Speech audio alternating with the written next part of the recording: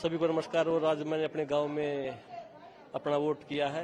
मैं सभी से ये कहूँगा, सभी ज़्यादा से ज़्यादा वोटिंग करें, ज़्यादा से ज़्यादा मतदान करें और लोकतंत्र को मजबूत करें। एक मजबूत सरकार बनाने में अपनी अहम भूमिका निभाएं।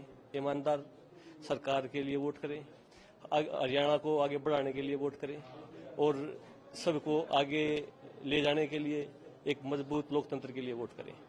बारोका के अगर मुद्दों की बात की जाए, क्योंकि आपने करीब से देखा है, क्या इस बार की विधानसभा में क्या मुद्दे रहे? देखिए, यहाँ पे जो भी चीजें हैं, जो बिना पर्ची बिना खर्ची के जो बच्चे नौकरी लगे हैं, वो बहुत बड़ा वो है। और वो चाहे उज्ज्वला योजना हो, आयुष्मान योजना हो, लखपति बहनों के लिए रोजगार की बात हो, तो अलग अलग है, सभी का अलग अलग, हर वर्ग के लिए अलग अलग वो चीजें हैं। जो लोग जो वोट डालने आए हैं, तो सबका अपने अलग अलग विषय है। चाहे वो सीधे पेंशन सीधे डायरेक्ट खातों में आने की बात हो, चाहे 6,000 रुपये किसानों के खाते में आने की बात हो सालाना, तो सभी अलग अलग है। तो मेरा ये मानना है कि लोग ज्यादा से ज्यादा इस बार मतदान करेंगे और लोकतंत्र को और ताकतवर करेंगे। कांग्रेस ने एक तरफ ड्रग्स का मुद्दा भी उठाया कि हम ड्रग्स फ्री करेंगे, हरियाणा को STF बनाएंगे, लेकिन अमित शाह जी ने मुद्दा उठाया कि कांग्रेस का एक बड़ा नेता दिल्ली में कहीं ना कहीं मास्टरमाइंड निकलता है, कांग्रेस का हाथ में रोल आता है जब ये रोकती है दिल्ली में ड्रग्स। देखिए, कल परसों की बात है कि लगभग 5-6 हजार करोड़ की हीरोइन पकड़ी गई है और वो आप देखिए कि कितने युवाओं की जिंदगी बर्बाद करती है वो। तो मैं यही कहूंगा कि हमें आगे बढ़ने के लिए देखना होगा कि कौन हमारे हक में है, कौन हमारे खिलाफ है। लोग वादे अलग करते हैं, उनके अंदर पाप रहता है।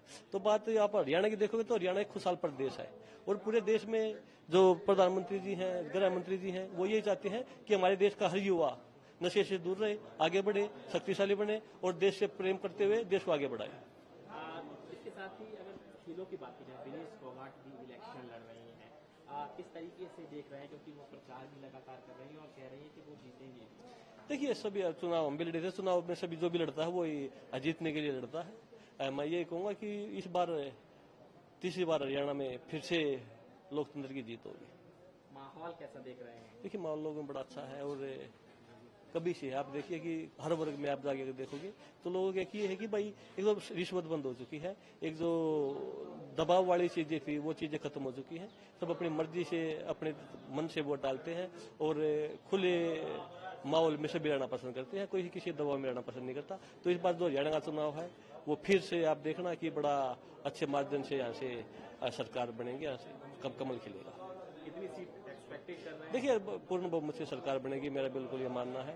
तीसरी बार फिर से हरियाणा में कमल खिलेगा। जैसे केंद्र में कमल खिला है, प्रधानमंत्री नरेंद्र मोदी जी ने सरकार बनाई थी, प्रधानमंत्री पद की शपथ ली। इस बार नायब सिंह सैनी जी फिर से दूसरी बार मुख्यमंत्री पद की शपथ लेंगे। और जो हरियाणा में सबसे बड़ी बात है, बिना पर्ची बिना खर्चे जो बच्चे मेरिट के आधार पर लगे हैं, वो बहुत बड़ी वो एक हरियाणा में बात हुई है। और मैं दोबारा बोलता हूँ कि आने वाला समय पूर्व मुख्यमंत्री मनोहर लाल जी को याद करेगा कि भाई एक इंसान ऐसा आया था, एक मुख्यमंत्री ऐसा था जिन्होंने बिना पर्ची बिना खर्ची एक लाइन खींची थी, उसको आगे लंबा करने का मुख्यमंत्री नायब सिंह सैनी जी कर रहे हैं। और ये बात चाहे अगड़ा हो, चाहे पिछड़ा हो, अमीर हो, गरीब हो, हर वर्ग के लिए भारतीय जनता पार्टी ने बहुत अच्छे कार्य किए हैं। बात अकेले हरियाणा के लिए पूरे देश की बात है।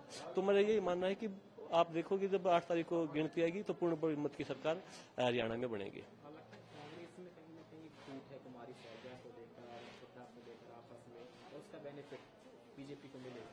देखिए, वो फूट नहीं है, वो एक मैं हमेशा बोलते हैं कि कांग्रेस में अपने ही नेता को एक बहन कुमारी शैलजा है, उसके मतलब जातिवाचक शब्द उनके लिए बोलना, अभद्र भाषा प्रयोग करना, ये एक अगर आप देखोगे कि एक इंसानी के नाते कहीं भी ये बिल्कुल ठीक नहीं है। और कांग्रेस तो अपनों को नहीं पकड़ सके तो दूसरों को बख्शेंगे।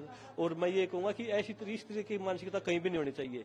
सभी 36 बरादरी के जितने भी हैं सभी हम भाई बहन हैं। और एक बात और बोलता हूँ कि ये जो गले में माला पहनते 108 मनकों की, तो ये जो जितनी जाति पाती है एक माला, और माला के रूप में अलग अलग मन के हैं। अगर माला से एक भी मन का निकलता है, एक भी मोती निकलता है, तो उस माला की कीमत खत्म हो जाती है। तो जितने भी हम 36 बरादरी हैं सभी एक हैं, और जब एकजुट रहेंगे तभी हिंदुस्तान मजबूत होगा। और कांग्रेस की तो प्रवृत्ति हमेशा ही रही है कि फूट डालो राज करो। अब आप पीछे देखिए, राहुल गांधी जी एक बात के पीछे पड़े हुए हैं कि हम जाति जनगणना करवाएंगे। क्यों करवाएंगे? उन्होंने देखा कि भाई पिछले 70 साल से हम उसी चीज पे अपनी राजनीति चमका रहे थे।